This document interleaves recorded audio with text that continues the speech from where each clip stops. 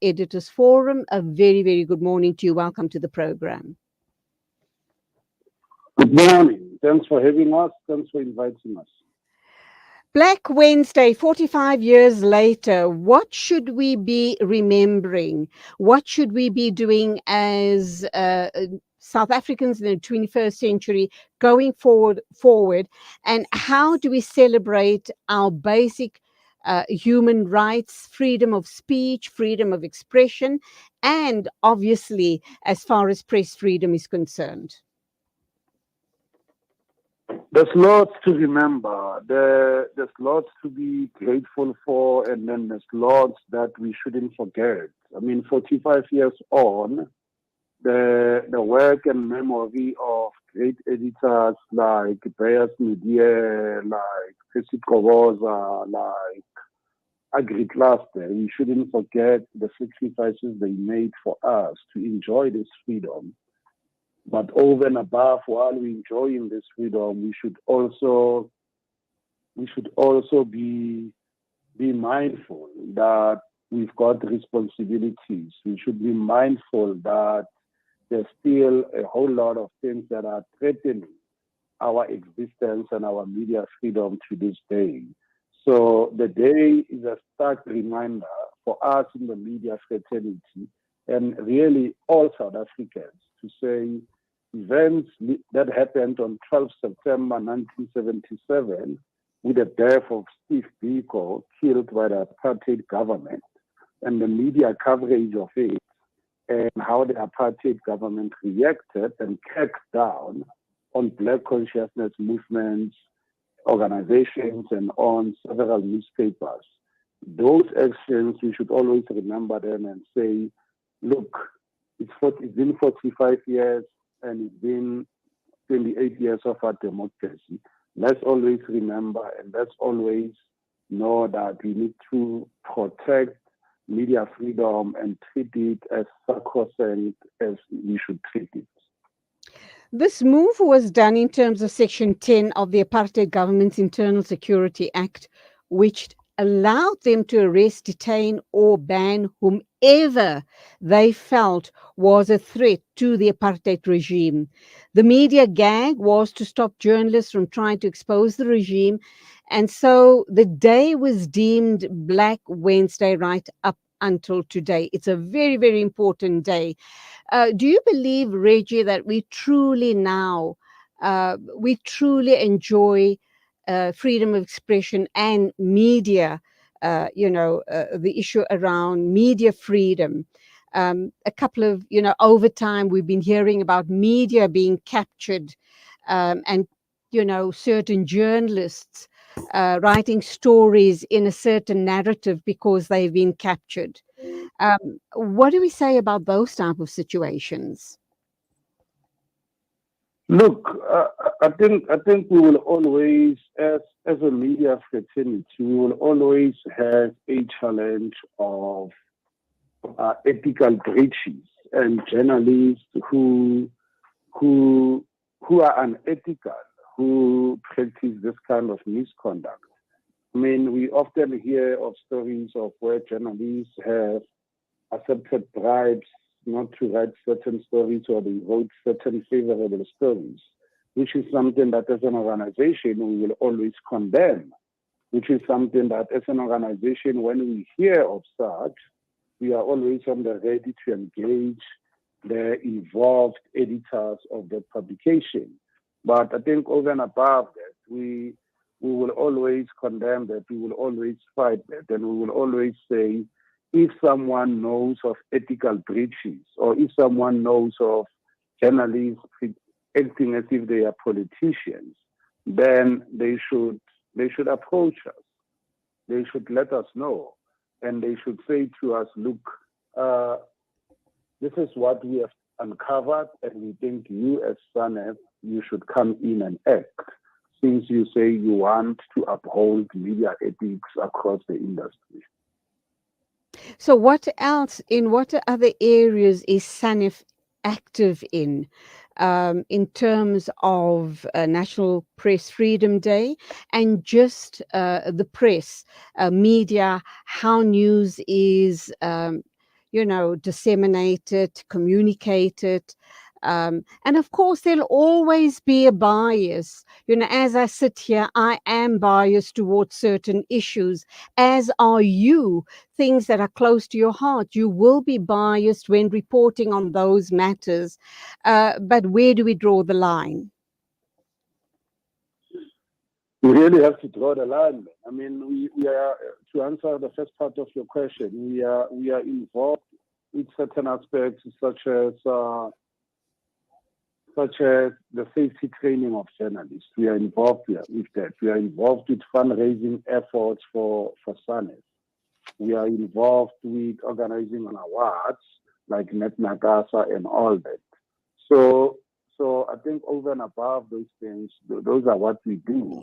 But I think to get to the nub of your question, we really have to be assisted as an organization by our member editors who come in. And when they come in, they say, we are going to uphold ethics and we are going to fight this thing together. And we will always support the work SANEF does, because we want SANEF to continue to being one of the best editors forums organizations across the continent. So there's lots of work. I won't sit here and say to you and your listeners that the picture is all, it's a fantastic picture out there. It's not a fantastic picture, but we are working on it. We are working on regaining the trust of the greater South African public, that they need to work with us, that they need to regain that trust in the media. We understand that the trust was lost, but those are some of the aspects that we are working on. We are working on our journalism sustainability fund, because we do realize that the work the media does is critical, it's important, and it should at all times be upheld. So let's look at the role of the press ombud. I'm thinking in the current political climate in South Africa, we hear all different types of stories, different narratives, pushing different agendas. Do we have an ombud that would oversee the issues and correcting a narrative which might be very skewed? Is this where SANEF comes in, or do we have a separate entity like a press ombud? No, the press ombudsman under the press council, and they undersee our press code. That's what they run. SANEF doesn't get involved in such. SANEF really doesn't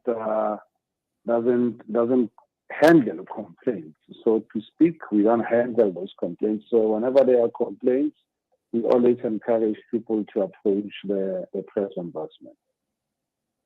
Your advice to media houses, up-and-coming journalists, and the general public at large when they consuming news via the different platforms, if something doesn't sit well with them, how should they do further investigation, and how do they raise the red flag where a story is totally distorted and putting out false perceptions out in the public domain?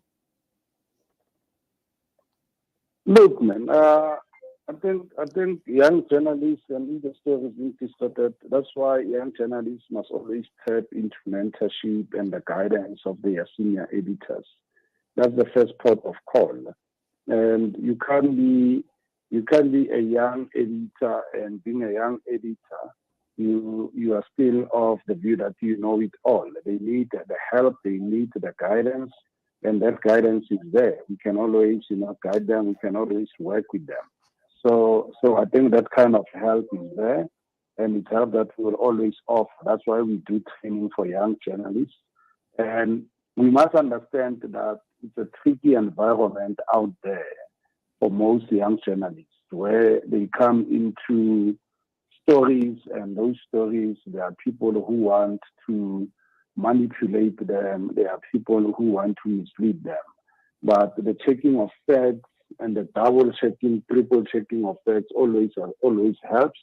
the usage of organizations like Africa Check to double check those given facts is always advisable.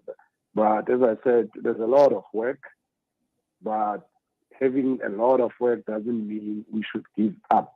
We should always say, as journalists, young and old, we should keep on fighting the good fight. Our young journalists who have gone to our academic institutions, with most of them offering fantastic training, journalism training programs, they should use that. And when they come into the newsroom, they should know that through hard work and through learning about the media and through, importantly, obsessing about curiosity and accuracy, they will get it right.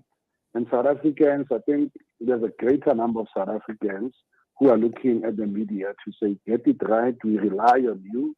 If it were not for you as the media, some of these things we wouldn't have known them.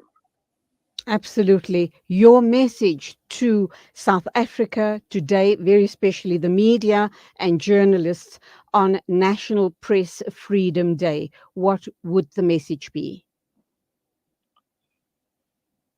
As the media, we call on South Africans to keep on supporting South African media, to keep on recognizing the important role South African media plays. And we say, as the media, we know of our responsibility and we know of the work that lies ahead. And we will keep on doing our work as excellently and as accurately and as possible as humanly as we can. Reggy Moalusi, Executive Director at the South African National Editors Forum, talking to us about Black Wednesday and also reminding us as journalists to upkeep and uphold, the stories that we put out, the narratives that we put out in the public domain, and let us stand proudly behind our work. And let's not forget the lives that were laid on the line for us to have freedom of speech, freedom of expression. And let's just hope and pray that may we never see a day of the media being gagged ever again in our history in South Africa. God bless. Thank you for being with us on the show this morning. All a pleasure. Thanks for having us. 9:33 news and views on Salam Media. Standing by to talk with us is Maimuna Ahmed. She's with the Islamic Central Council of Switzerland. So let's hear what she has to say about matters unfolding in that part of the world regarding the wearing of the niqab.